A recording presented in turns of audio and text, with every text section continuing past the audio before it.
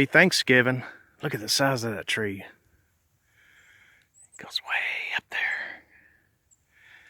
Look at the diameter base. That dude has been around for a long time. So is that other one. I know these two trees have seen Union Confederate troops on this little road here. It's Thanksgiving morning. And I'm out in the woods. I'm gonna work this area. I'm gonna start off here. I'm gonna go working that way, back up towards where that little Union camp was. I've got my settings on my Equinox, I think, pretty much optimum. And if I don't find nothing here, then I know not to even worry about this no more. I'm gonna start taking little areas, and once I hit them, that's it. Eventually we got the field, or fields. We got a lot of it, and hopefully one day I can find some coppers. But running the Equinox again, I'm really starting to like it. I'm starting to understand it more. When I get back, it's one thing I'm gonna try to do. See these tabs, the ears on the coil? They're a lot thinner than the AT series. I'm gonna get me some big plastic washers, and I'm gonna epoxy them on the outside. They gotta be the same hole diameter though. And then I'm gonna get a Dremel. Once that hardens, I'm gonna get a Dremel grinder. I'm gonna shape it with the diameter of that. That should give that a lot more strength. I just don't like them little thin ears. They say a lot of times they pop right at that hole diameter. Now, I've noticed on the manufacturing, on the molding, there's a small little line that could almost be acting like a perforated line, like on letters, to give you something easier to pull, to rip it so it tears even. I wouldn't doubt if that has some effect why some of these things has been breaking. But that's a project I'm going to get working on soon. I've got my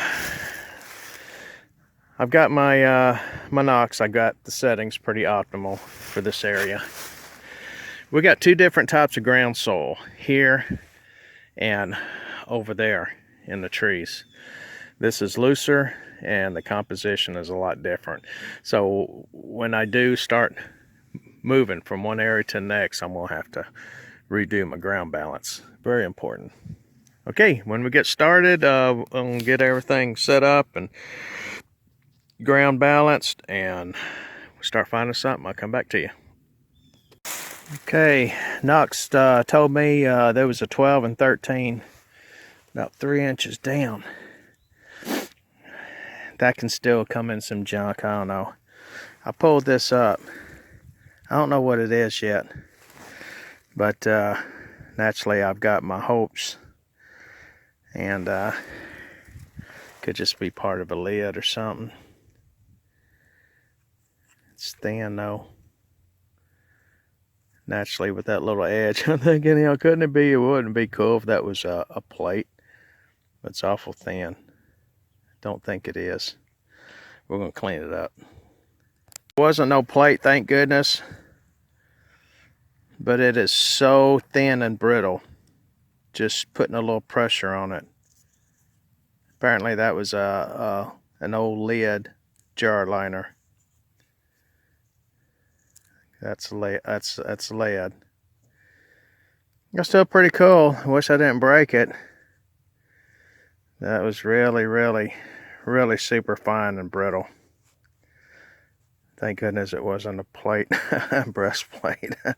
But those are a lot thicker though. All right, let's keep going. Never know. In iron, this is a 2, and I do got all my iron except for 3 and 4 notched out. Surface fine. Oh, that's a big steak there, boy. I might find some use for that. It's old. It's been here for a while, so I know it didn't belong to the owner. At least the new one. I might find some use for that. That's heavy. I'll put it over here. There you go. Things like that, you just never know. Alright, let's keep rolling. Good 17, 18. Thought it was going to be about, I guess I dug about 3 inches to get it.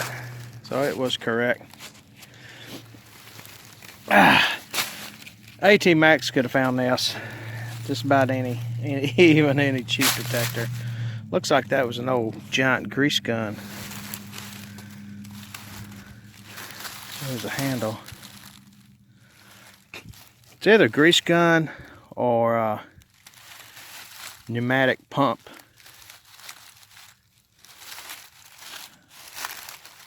Thing ain't gonna be pumping no more.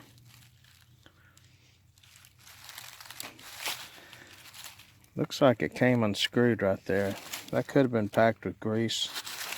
Could have been a giant grease gun. We're not gonna bring that, but I'm gonna put that in the trash area. I'm not gonna leave it where it's at. Okay, we got a lot more ground to cover. Okay, that area in front of my truck, that's all junk, all debris. More household stuff. There's 2 homesteads that was on this place, and a lot of that stuff got shoveled down here. And you see some of the, looks like probably an old washer or something that one house had. There was one house that was early 1900s, late, middle, not late, but early, and early 1900 to teens. And there's that other house that was late 1800s. So we got a lot of the debris here. Oh,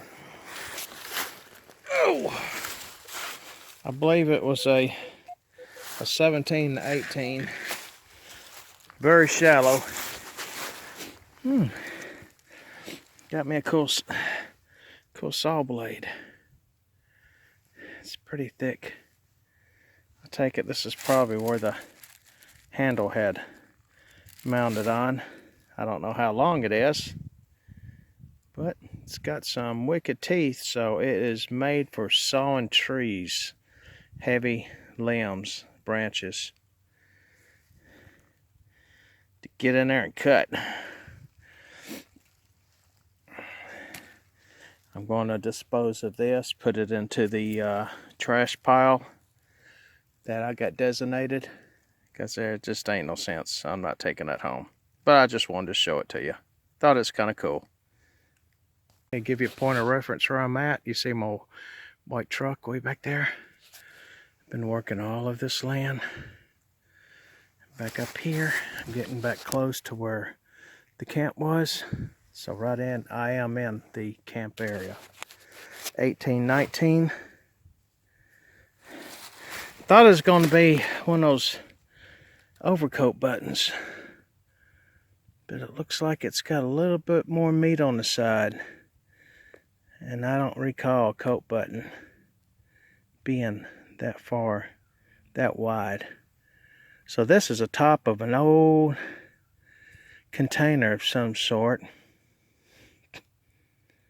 Could have been like a little compact, maybe. It's lead. It's old. Got multiple signals in the hole. We're going to check it. But that's Civil War era. That's for sure.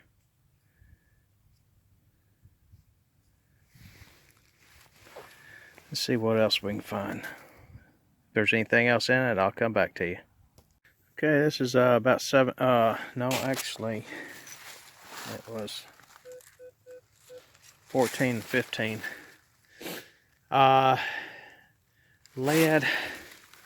This is actually surface fine. It don't match up to any Civil War era. It's got a double groove. almost similar to the early wad cutters.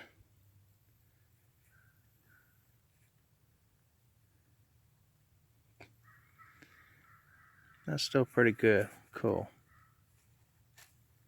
That's a bullet. It's not Civil War. It's post-Civil War. Probably more into the early 1900s. It's not a super modern, that's for sure. Okay. Cool beans.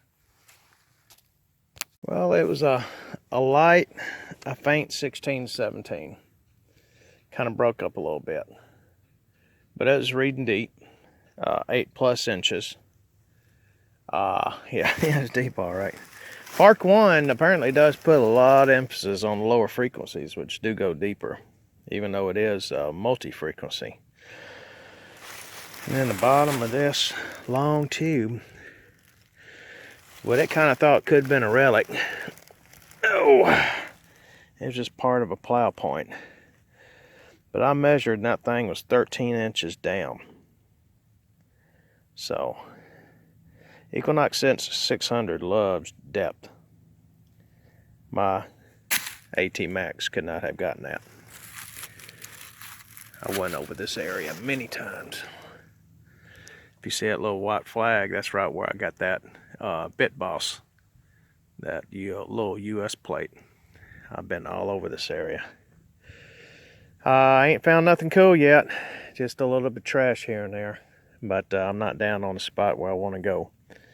But we're just trying this Park 1. May jump up to Park 2. But right now, Park 1 kind of helps with the trash, and it puts more emphasis on depth. Maybe digging holes and just getting stuff like this, but it has proven the depth factor. Okay, let's keep going. Just thought I'd share this little something interesting. See that tree, the way it's bent? That's an old one. But look at the way it's bent. And you want to know something?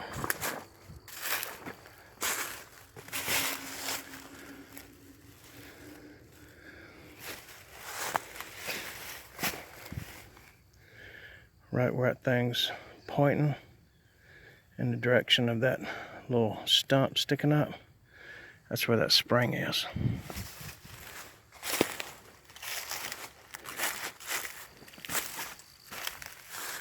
Got an Indian a long time ago. Did a small little tree.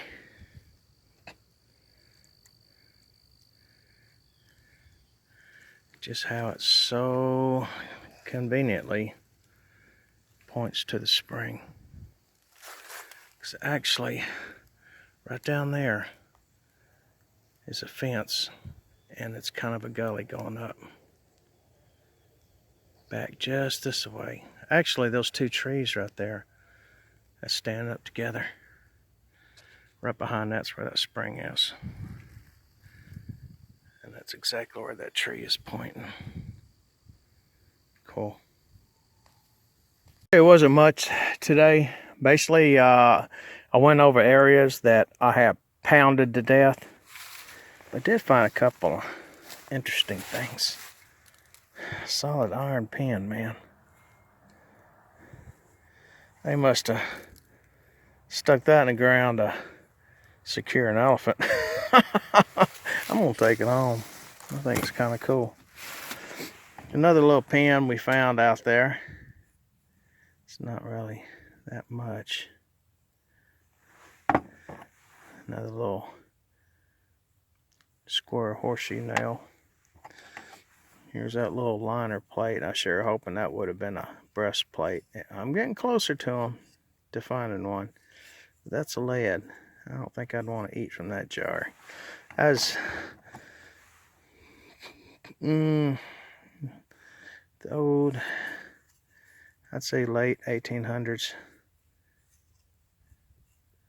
to the beginning of the 1900s. And here's another one. I thought I had a button.